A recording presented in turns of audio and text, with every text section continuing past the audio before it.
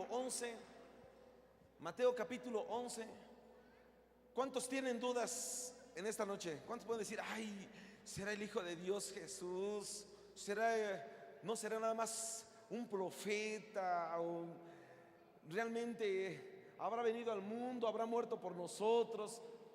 Muchas veces llega a haber dudas en la vida de las personas. Es algo que le pasaba allá a Juan. Escuche, Mateo capítulo 11, verso 1, de un fuerte amén si lo tiene.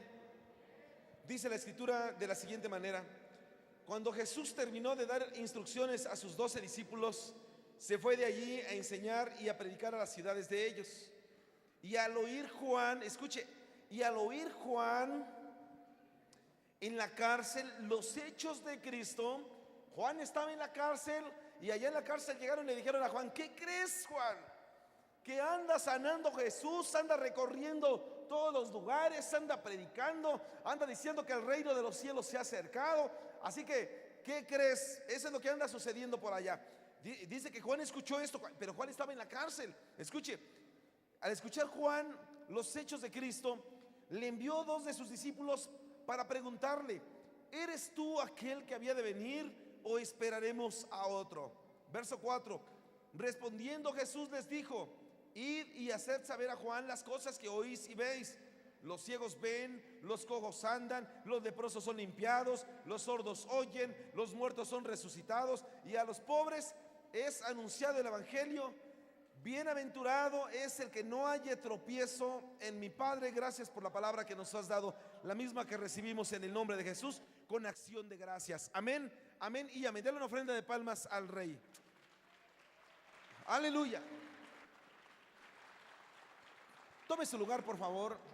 Fíjese que cuando nos damos cuenta de lo que dice la palabra de Dios en este hermoso pasaje, un pasaje por demás leído para muchas personas, lo leen una vez, lo leen 2, lo leen 100 veces, y muchas veces quisiéramos encontrar algo, Señor, que nos estás mostrando en esta palabra que nos dices, que nos estás dando aquí a ver, que quieres que aprendamos de este hermoso pasaje que estamos viendo. Dice la escritura que cuando Juan vino, Juan era un hombre que fue preparado desde su nacimiento. Le había aparecido el ángel a Zacarías, su padre, a su madre Elizabeth, y ya tenían noticias de que Juan era aquel que venía a preparar el camino de Jesús. Él era el que iba a venir a llenar todo aquello que estuviera en ese momento levantado. Era él aquel que había venido como para hacer un parteaguas en la vida de la gente, decir, de aquí para atrás sucedió una cosa, pero de ahora en adelante he venido a decirles que viene tras de mí otro que fue antes que yo, viene tras de mí otro que yo no soy digno de siquiera abrocharle la correa de su zapato, viene tras de mí otro que es más poderoso.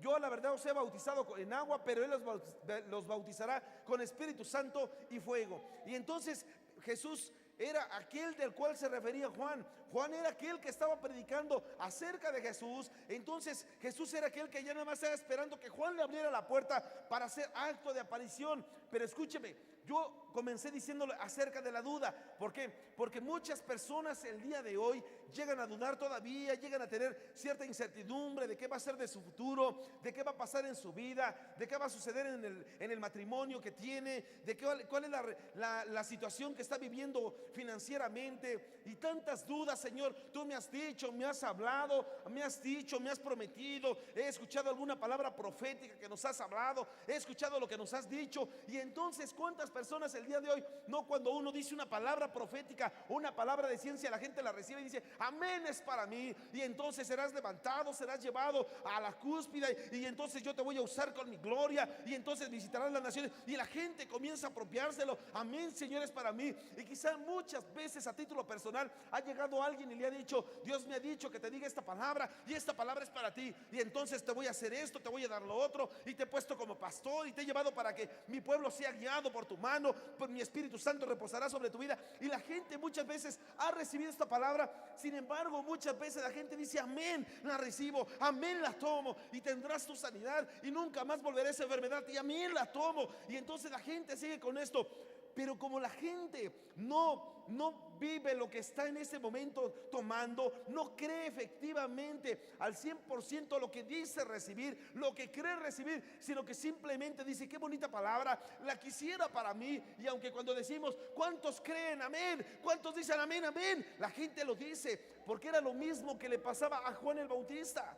Juan el Bautista era una de estas personas que en ese momento podía decir: yo sí. Alguien decía: y entonces Juan el Bautista va a ser el que va a preparar el camino para Jesús. Amén. Y entonces va a venir Jesús, el Hijo de Dios, y tú lo vas a bautizar. Amén. Y entonces, pero ¿sabes qué? Él lo decía, él decía amén, pero no creía lo que en ese momento se le había dicho. No lo había recibido de sí. Y entonces, en ese momento, cuando Juan estaba en la cárcel, escúcheme, y es el problema por la cual muchas personas, mucha gente llega a dudar, es porque muchas veces se rodea de las circunstancias que en ese momento vive, y entonces se apropia la circunstancia, pero no se apropia la palabra. Se apropia lo que está viviendo porque lo ve con una perspectiva, pero no lo ve con la perspectiva divina. Y entonces primero se ve así, dice: ¿qué estoy viviendo? Estoy en la cárcel, estoy en 4 paredes encerrado, con una reja enorme, con candados, estoy aquí quizá atorado, amarrado con cepos, y entonces no puedo salir adelante. Es lo que esa persona en ese momento ve sus circunstancias,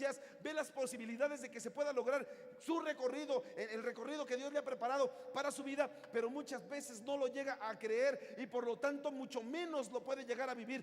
¿Por qué? Porque la persona se atreve a ver sus circunstancias, ve lo que le rodea, pero no ve la palabra de Dios que ha sido enviada para él, que le rodee, que va a hacer lo que Dios le ha dicho que va a hacer. Aleluya. Era lo que le sucedía a Juan. Juan estaba viviendo de esa manera. Juan estaba así. Escuche, quiero que usted vea las 5 dudas que tuvo Juan. Juan tuvo estas 5 dudas. En Lucas capítulo 7, en el verso 24, dice la palabra de Dios: cuando se fueron los mensajeros de Juan, comenzó a decir de Juan a la gente: ¿qué saliste a ver al desierto? ¿Una caña sacudida por el viento? ¿Mas qué saliste a ver? ¿A un hombre cubierto de vestiduras delicadas? Jesús hablando dice: he aquí los que tienen vestiduras preciosas y viven en deleites, en los palacios de los reyes están. ¿Mas qué saliste a saber? ¿Un profeta? Si os digo, y más que un profeta, este es quien de quien está escrito: he aquí, envío mi mensajero delante de tu faz, el cual prepara tu camino delante de ti. Escúcheme, Juan había sido un mensajero que había venido para preparar el camino de Jesús, y Juan lo había visto, lo había escuchado. Escuche, Juan lo sabía, pero no lo había aprendido a asimilar, no lo había aprendido a recibir, no lo había tomado. Él simplemente decía amén, pero no lo tomaba para sí. Entonces él sabía, escúcheme, y él decía amén cuando le decían: tú eres aquel que vienes a preparar el camino para Jesús, tú eres aquel que estás pisando aquí para que Jesús venga con la puerta ancha y entonces comience a predicar de lo que Dios ya le ha dado. Escúcheme, Juan decía amén. Juan era aquel, pero Juan dudaba: ¿verdaderamente seré yo? Porque entonces él era el mensajero, pero decía que sí, pero no lo creía. Escúcheme, Juan 1 verso 29, otra duda que tenía Juan. Al día siguiente vino Juan a Jesús, vio Juan a Jesús que venía a él, y dijo: he aquí el Cordero de Dios que quita el pecado del mundo. Escúcheme, eso es lo que vio Juan. Nadie le dijo a Juan: cuando haga Jesús su aparición, ahí está el verso que tienes que recitar. Y entonces Juan se lo anduvo aprendiendo. No, simplemente en ese momento vino una palabra del Espíritu Santo de Dios, y Juan comenzó a decir: Jesús ahí viene, Jesús es el Cordero de Dios que quita el pecado del mundo. Él en ese momento lo estaba diciendo. Eso era lo que él decía, pero ahí todavía no estaba en la cárcel. Ahí todavía no podía estar en ese lugar para preguntarse: ¿será verdaderamente Jesús el Mesías que esperamos, o esperaremos a otro? Ahí sí lo decía según él, con cierta convicción, pero la verdad es que dudaba de lo que él mismo decía. ¿Por qué? Porque como se encontraba ya después en la cárcel, la cárcel le hacía que él pudiera ver desde otra perspectiva completamente diferente. Alguien diga aquí amén. Oiga, la percepción de Juan había cambiado. Escuche, Juan 1:30 dice la palabra de Dios: este es aquel de quien yo dije: después de mí viene un varón, el cual es antes de mí, porque era primero que yo. Escuche, Juan decía de Jesús: este es Jesús, él es antes de mí. Él anteponía a Jesús a su persona aún. No solamente se refería al tiempo del cual era Jesús, de que Jesús simplemente es porque es Dios. No se refería solamente a eso, sino que anteponía a Jesús a todo. Pero cuando venía el momento de la duda, ya entonces en ese momento ya no sentía lo mismo. Y en Juan capítulo 1, en el verso 32, el cuarto punto, dice la escritura: también dio Juan testimonio diciendo: vi al Espíritu que descendía del cielo como paloma y permaneció sobre él. Escúcheme, ¿quién es el que da testimonio? Es Juan. Dice, también dio Juan testimonio diciendo: vi al Espíritu que descendía del cielo como paloma y permaneció sobre él, y yo no le conocía. Pero el que me envió a bautizar con agua, aquel me dijo: sobre quien veas descender el Espíritu y que permanece sobre él, este es aquel que bautiza con el Espíritu Santo. Escúcheme, en ese momento Juan también decía de Jesús. Juan también en ese momento había visto cómo había descendido el Espíritu Santo como paloma. Juan también había visto cómo había reposado sobre la vida de Jesús, y todavía se atrevía Juan a dudar del ministerio de Jesús. ¿Será Jesús el Mesías que esperamos o será otro? Sí, había visto los milagros que estaba haciendo ya Jesús, había visto todo lo que estaba haciendo una vez que ya había iniciado su ministerio, pero todavía Juan estaba con esta duda. Y número 5, Lucas capítulo 9, en el verso 34, dice la escritura: mientras él decía esto, vino una nube que los cubrió, y tuvieron temor al entrar a la nube. Y vino una voz desde la nube que decía: este es mi hijo amado, a él oíd. Y cuando cesó la voz, Jesús fue hallado solo, y ellos callaron, y por aquellos días no dijeron nada a nadie de lo que habían visto. Escúcheme, Juan no solamente sabía lo que había escuchado de la paloma, había Juan visto los cielos abiertos. Es decir, en ese momento él había, escúcheme, porque quiero que usted vea lo que es la percepción. ¿Cuál es la percepción que en ese momento tenía Juan?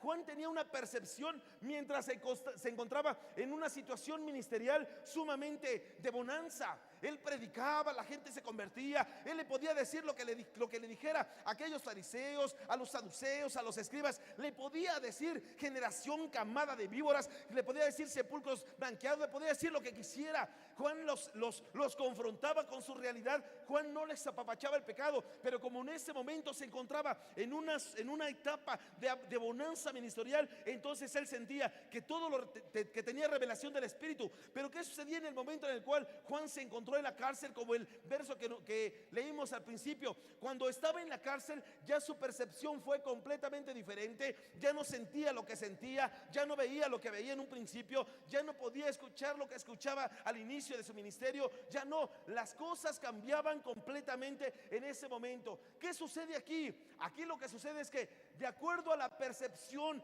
de acuerdo a la etapa que se encuentra la gente, se despierta, se abre una percepción completa que en ese momento va a cambiar la realidad de las cosas. Era lo que estaba viviendo Juan: una etapa de bonanza, una etapa de cautividad en la cárcel. Y entonces él hacía esa situación, esa percepción hacía que Juan viera las cosas de manera diferente. Es lo que le pasa hoy en día muchas veces a la gente. ¿Por qué? Porque la gente, mientras está viviendo una etapa bonita, quizá va a la escuela, puro 10, puro 10, puro 10, y entonces viene un momento en el cual no le entra el estudio, algo sucede, siente que no puede con las materias, y en ese momento viene su situación: ay, es que ya no veo las cosas de manera como antes las veía. Claro, porque su percepción está cambiando. Mientras se va bien también en el trabajo, tu percepción es una. Cuando te quedas sin trabajo, la percepción es otra. Cuando estás sirviéndole a Dios en el ministerio y todo va bien, tu percepción es una. Pero cuando cambia el ministerio, cambia la etapa que estás viviendo, tu percepción es otra.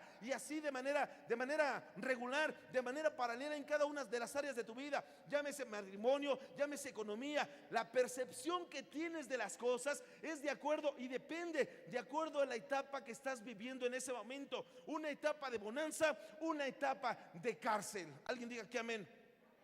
Es por eso que quiero que usted vea conmigo, porque quiero entrarle al tema, pero quiero que usted vea conmigo lo que es la percepción. Escuche, cuando hablamos de lo que es la percepción, en ese momento vamos a entender lo que estaba viviendo Juan. Escuche, percepción como tal, esta obedece a los estímulos cerebrales que se logran a través de los 5 sentidos. Y entonces, de acuerdo a ello, va a mostrarnos una realidad física de nuestro alrededor. Eso podemos entender lo que es la percepción